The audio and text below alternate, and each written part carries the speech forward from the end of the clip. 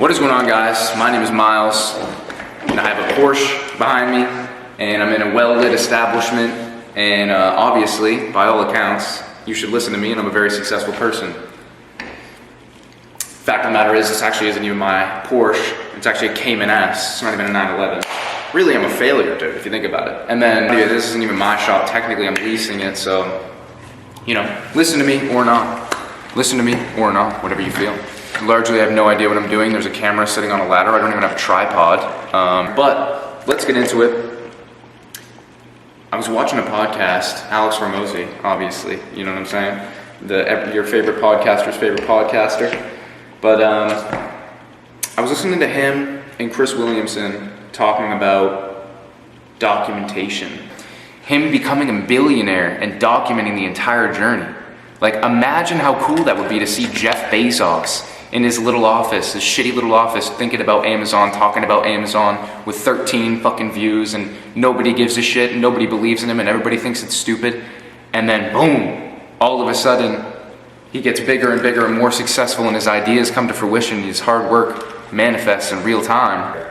Imagine he had documented that entire process, was basically the idea. And I don't know, it really resonated with me. I don't know if I have any ambitions to become a billionaire, but I certainly am an ambitious young man and very career oriented, and I would love to be successful. And it would be very cool to document this series. Maybe I can look back on it, maybe my kids can look back on it, maybe somebody will watch it, who gives a shit. I've always wanted to do this, but you know what I mean? There's always a resistance, dude. You pull out your camera, you start filming, you're talking to a fucking camera in an empty warehouse with a Porsche sitting behind you that's not even yours, and you're just like, damn, there are girls in the world, my family's gonna see this shit. But the reality is, who cares about those things? You know, I'd rather everybody hate me for me being myself than everybody love me for being somebody who I'm not.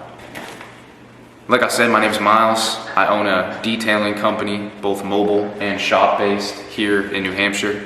This is gonna be a video a little bit about my journey and my story. I've been detailing since I was 15 years old. I was in high school. I wanted to start a little side hustle or something, bring some extra money in, and I've always had resistance towards the common path of getting a job, going to college, and, you know, essentially doing the safe route. And no hate to people that do that, but me personally, it was something that I had a lot of resistance to, and I've always wanted to carve a path for myself rather than take the safe path. I know it's safer to go to college, dude. There's less to prove, certainly. But if you're willing to put the work in and you have a vision for your future, if you have a vision and you're willing to put the fucking work in, then you don't need that shit, in my opinion. Flash forward a couple years, guys. I'm 21 years old. I'm living in my childhood bedroom at my father's house, and his health is declining rapidly. The girl who I'm seeing at the time just called me crying, saying that she's pregnant with my child. I'm looking around in my life and realizing I am not the man I need to be to handle these problems in my life. Humans are either chasing pleasure or running away from pain. I'm sure you've heard it before, but realistically, it's very, very true. I had done enough chasing pleasure, and this was enough of a pain point for me to really decide to take action. I couldn't even leave my house without freaking the fuck out, dude. I was just a mess. I was having anxiety attacks. I felt like everything was crumbling down around me, and I knew I needed to take drastic action to change my circumstance. So maybe that's what happened. I decided to take life by the balls a little bit at this point. I'm at the bar with one of my best friends, Josh. You know, he was just graduating college and looking for something to do, and he had seen that I was working a bit harder. He had seen my Snapchat stories of me detailing cars, and he had asked me about it. And just after a few beers in me at the bar, I just told him, I'm like, hey, drop whatever you're doing and come work for me, dude. I will make it fucking worth your while. It's gonna be sick.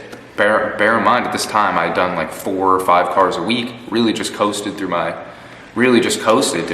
Josh joining the team is probably one of the biggest moments because I had a huge responsibility on me to provide a job for this person who I cared about.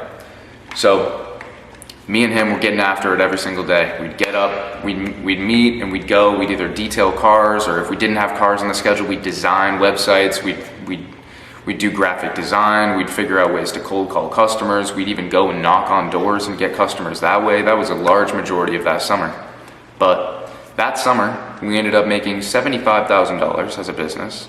According to my accountant, literally maybe $11,000 of that was profit. After paying Josh, buying materials, paying for my stuff, whatever. Really, we didn't make much money at all.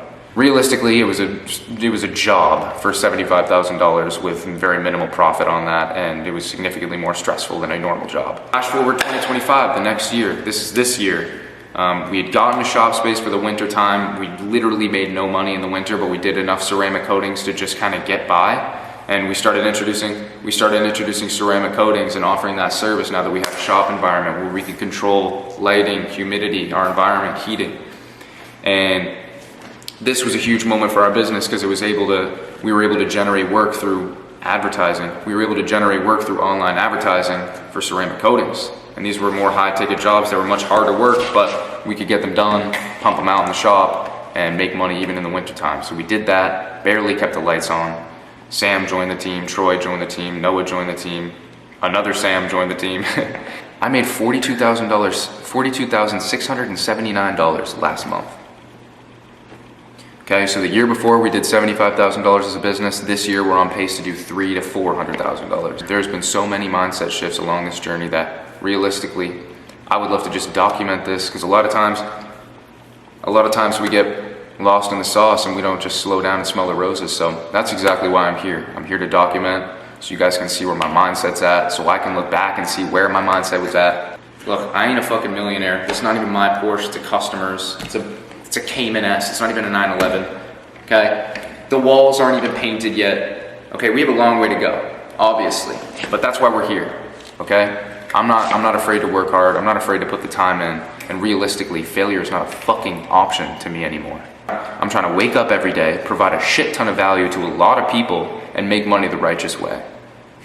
But it's an interesting time of my life, and there's not many people I can talk to about this shit, so even just you staying and watching the video, I appreciate it. I'm gonna try to release one of these every single week, so subscribe and stay tuned, and let's get after it.